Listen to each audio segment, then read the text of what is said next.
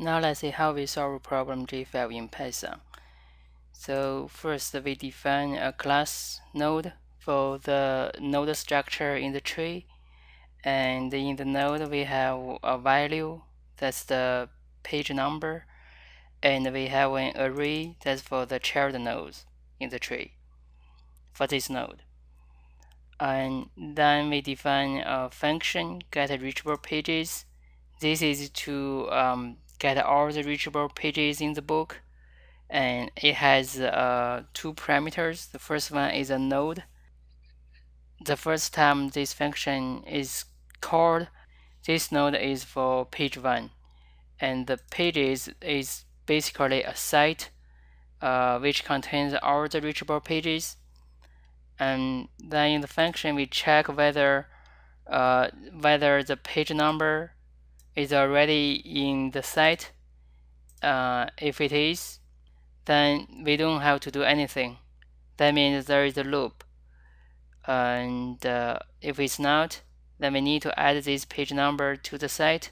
And for each child node, we need to call this function again. So this is a recursive function, and each time it's called, a node is checked.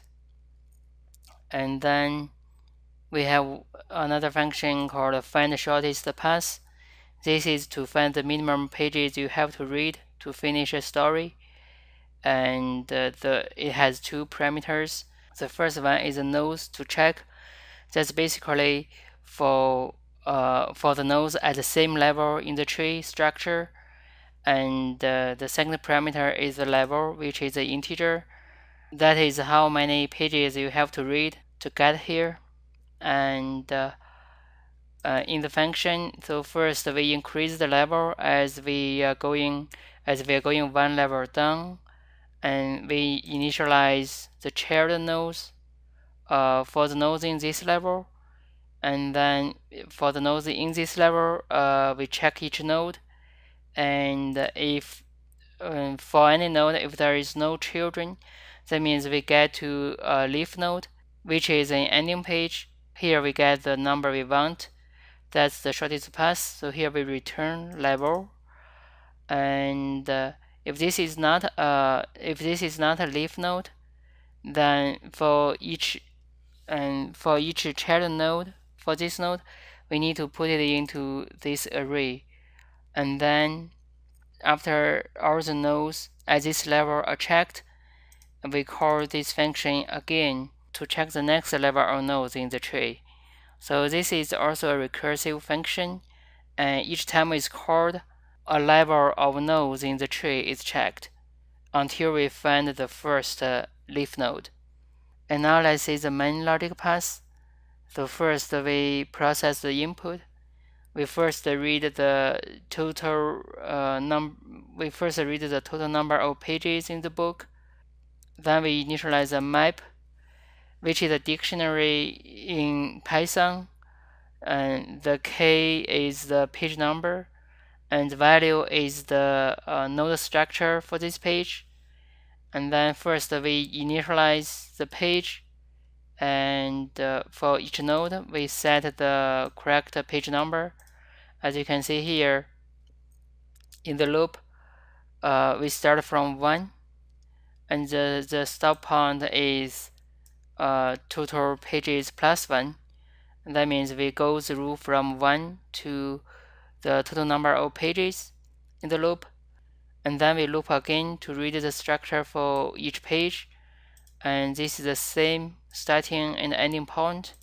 In each loop, we read in a line, and we split the line, and then we convert each number from string to integer, and then we set up the page structure. So when this loop is finished, each node has the references to all the pages to jump to. And so all the input are processed. Now we have the whole structure for the book setup, and then we can do the two functions. So first we call get reachable pages to get all the reachable pages in the book. Though this function is a recursive function and it can be called many times, but after this function call is finished, we have all the reachable pages in this set. As for a set, each element is unique, so we check the number of elements in the set. If it equals the total number of pages, that means we have every page reachable. So we print y. If not, we print n. And then we need to do the second function, which is to find the shortest path.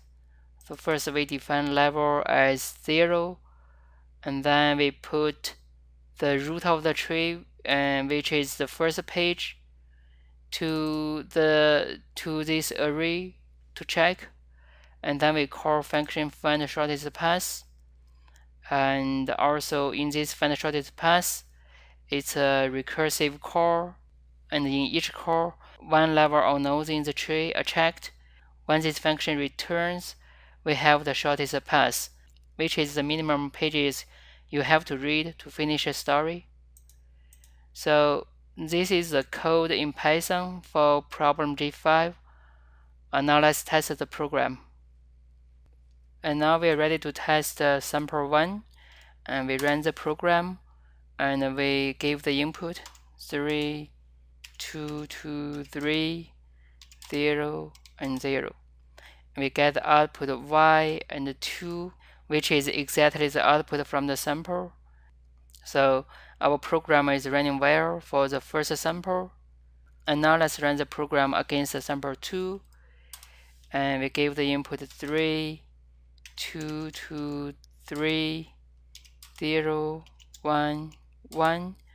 And we get the same output y and 2, which is also exactly the output from the sample. So our program is running well for sample 2 as well.